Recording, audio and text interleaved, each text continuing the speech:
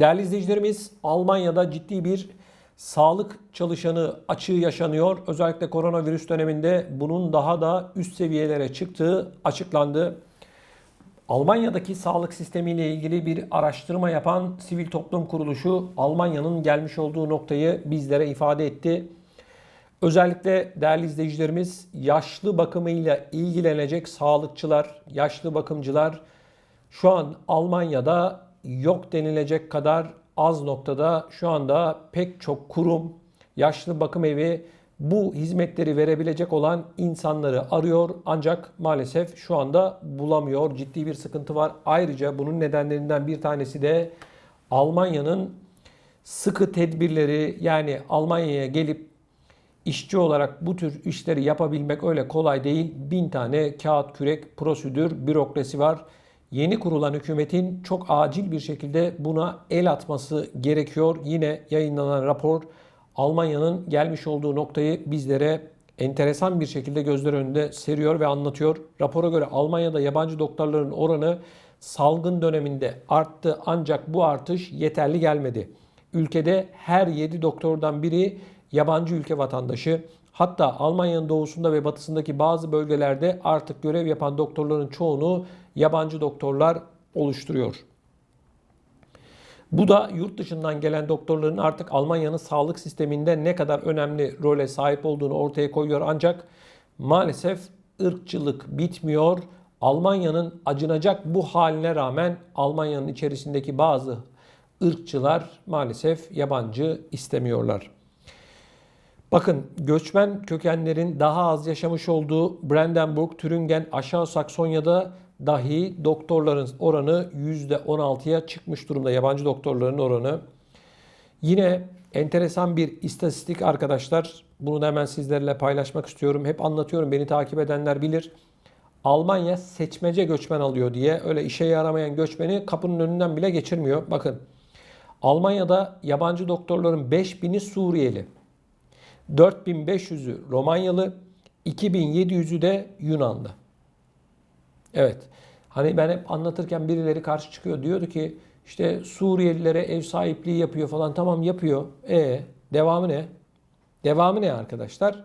Devamı karpuz seçer gibi seçmece, iyi eğitimli olanı, işine yarayacak olanı, doktoru, mühendisi, işte hasta bakıcısı, yaşlı bakıcısı, ne kadar işe yarayacak adam varsa bunları topluyor, alıyor. Kendince haklı, ama birileri de çıkıp itiraz ediyor. Olur mu öyle şey? Herkese kapısını Almanya açtı diyor. Yok kardeşim, öyle bir şey. Şu anda Estonya sınırında yaklaşık arkadaşlar 5000 kişi var. Bir tanesini bile içeri almıyorlar. Niye? İşe yaramıyor. Diyor ki bunlar fasarya. Salla bunları diyor. Bana işe yarayacak adam, doktor, mühendis, öğretmen falan varsa bunları gönder diyor.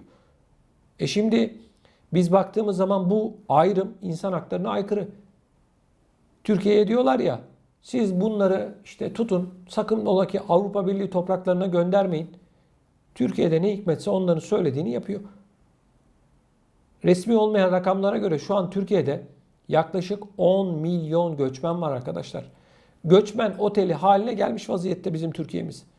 Ama Avrupa'ya bakıyoruz. Avrupa kaliteli. Aynı karpuz seçer gibi, gel bakalım diyor. Gel gel gel, diplomanı göster. Ne iş yapıyorsun? O zaman alırım seni diyor. Bana göre haklı. Türkiye'nin bu politikayı benimsemesi gerekiyor. Ama ne diyorlar? Biz size 3-4 milyar euro para verdik. Al bu 10 milyon insana bak. Bunlara söyleyecek tek bir şey var. Göçmenini de al, paranı da al. Bunların hepsini al kardeşim, ne yapıyorsan yap demek gerekiyor. Ama yapan yok. Şu an Türkiye'de özellikle Euro'nun ve doların ciddi oranda artmasından dolayı vatandaş ekonomik olarak sıkıntı içerisinde. Kendi vatandaşına iş bulamazken ana vatanımız bir de üstüne bu göçmenlere nasıl iş bulacak diye çok merak ediyorum. Sakın beni yanlış anlamayın. Ben ırkçılık, yabancı düşmanlığı falan asla yapmıyorum. Ama neye benziyor biliyor musunuz arkadaşlar? Şimdi bir aileyiz. Bir evimiz var. Evin içerisinde çoluk çocuk aç. Ekmek bulamıyor. Sen gidiyorsun sokaktaki adamın karnını doyuruyorsun. Bu durum bu. Tamam, durumun varsa sokaktakini de doyur. Bunda problem yok. Daha fazla ver. Bunda hiç sorun yok. Ama senin evde çoluk çocuğun aç, iş yok. üniversite mezunları ya da diğerleri yurt dışına gidebilmek için her yolu deniyor arkadaşlar. Yani ana vatanımızın göç politikası öyle bir noktaya geldi ki artık sürdürülebilir değil arkadaşlar. Avrupa Birliği de aman sakın bana gönderme. Sakın kapının önünden geçmesinler diyor. Başka bir şey söylemiyor. Şimdi ben de size soruyorum. Bu ne zamana kadar sürecek? Türkiye'nin yapması gereken açık, belli. Açacaksın kapıları. Hadi diyeceksin, yolunuz açık olsun diyeceksin bu göçmenlere. Yolda giderken ekmeğini ver, suyunu ver, yolda bir şey olmasın. Arkasından su dökmek yok, geri gelmesinler. Yani bunu niye söylüyorum? Avrupa'nın pek çok sınırında bu göçmenlere, mültecilere yapmadıklarını bırakmıyorlar. Yunanistan'dan örnek vereyim.